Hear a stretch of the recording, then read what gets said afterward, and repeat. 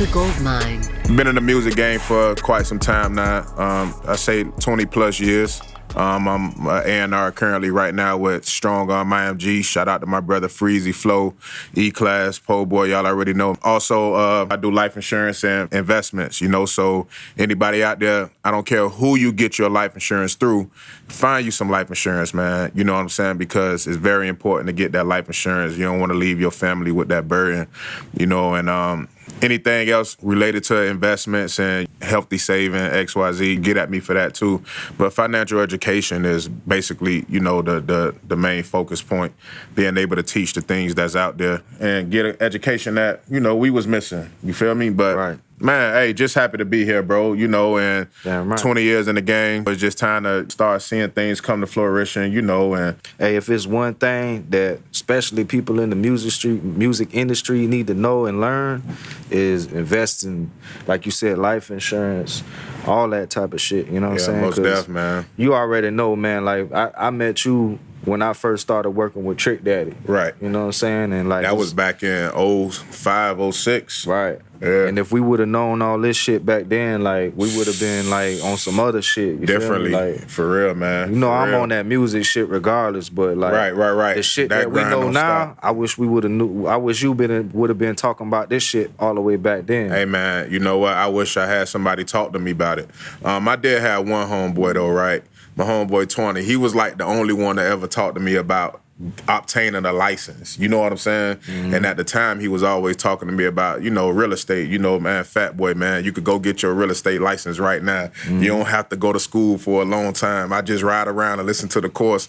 You know what I'm saying? So basically, as the years progressed and I got to the point in 2019 when I started doing it, all I could think about was 20 back then saying, bro, it's a license you could go get. You could go get certified in this. You know what I'm saying? Whatever, right? Yeah. So, man, like, I definitely wish I would have knew more back then or had more people talking about it back then because it would have shaped a better, outlook compared to trying to get to it now in our 30s and... Facts. You feel me? Late, almost 40, bro. Right. I'm still 20, so, like... Nah. But, yeah, man, like, when I first met you, I had just got with Trick Daddy, you know what I'm saying? So let's tell the people about that kind of like, I met this man when I was working with Trick Daddy. I was like the head producer over there at Don't Riders. Tell them what you was doing over there. So back then, man, I was word of mouth managing my little cousin, fella the Don't Riders, you know what I'm saying? And so y'all blood? So we cousins by marriage. So his uncle, which is his mom's brother, married my mom. Yeah. You know what I'm saying? So, blood couldn't have made us no closer. You feel me? I'm going to be making the beat while you're talking now, definitely. So don't get distracted. Nah, you might. Hey, so if I just start spitting something, that's the studio vibe in me, man. Okay, you feel me? But, yeah, though, man, blood couldn't have made me and fella no more related. You feel me? Like, man, I had to push fella around in a wheelchair. Fella got hit by a motorcycle. A lot of people don't know. You know what I'm saying? Fella broke both of his legs, broke his arm. Then? Back then. He was probably 7, 8 years old. Nah. Back then. You know what I'm saying? Like he got hit by a motorcycle? Yeah, bro. What, hit him when he was walking or what? So... Or he was on a motorcycle? So, no. Somebody was driving the motorcycle. For all y'all that don't know who Fella is the dude on the third verse on Fuck the Other Side I produced, you know what I'm saying, on DJ Khaled album featuring Trick. Now, everybody like why you do it like that. Yeah. Why the hell every day you be in that all black? Fresh pair of J's. Yeah, man, that fella, man. Y'all shout out to Lil Cuz, man. But, yeah, man, Phil got hit by a motorcycle, man. And Phil went through a long phase of cast. Like, Phil used to be in full body cast. You know what I'm saying? Right? So I ain't know that. That's crazy. Yeah, man. Like, he was 7, so I probably was 12, something like that. You know what I'm saying? But, he ended up getting better, in XYZ. But, by that time, man, like, they was family all the way, let alone a marriage, you know what I'm saying? We all slept in the same house, and you know what I'm saying? So, That's family, man. We know how that go. But as time went on, fella was like, man, I could rap, cuz. So I'm like, what? Spit something. You know what I'm saying? Like, I was always the A&R, you feel me, for the family. Yeah. My brother, D Nasty, him and Lee Freezy, they was rapping back then, you know what I'm saying? And God bless the dead, fella's uncle, my cousin, I mean, my stepdad, Kenny. So that boy Freezy was spitting. Oh, man, hey, bro, I could. Back when Freezy had the gold. Hey, had the gold. You know what I'm saying? Had the gold. Shout out my ninja, Big Freezy. Yeah, man, Big Bro, man, Big Bro Freezy, man. I'm telling you, the Freezy that they see today and the Freezy from back then, I'm not gonna say they total opposite, but they a big difference, though. You know what I'm saying? Big Bro definitely got a little bit more patience. You know what I'm saying? And man, so back then, bro.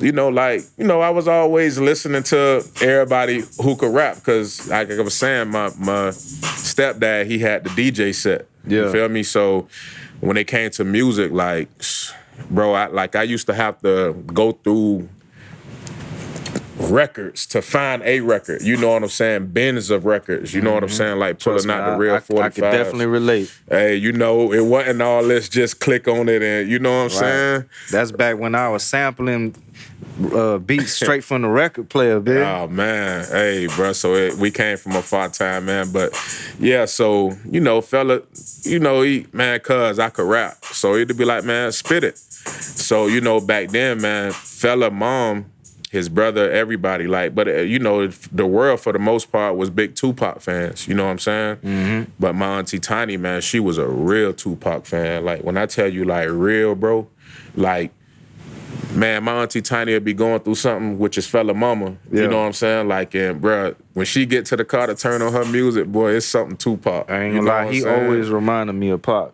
The moment I heard him. So that's why I'm bringing it up. So I was there before fella even came on, or Iceberg. Right. I was like one of the first Mohicans over there. So I remember Chuck playing me fella for the first time, and I heard his voice. He got one of them voices. You feel me? It's distinctive. Right. You know what I'm saying? It's definitely gonna stand out. You feel me? So we got to get that boy on the show too. Oh, most def, man. Most def. Look, cuz doing good, man. He up there in Georgia holding it down. Mm-hmm. Hey, so when Phil started spitting, now mind you, this like 2003 maybe. I'm gonna say 2004.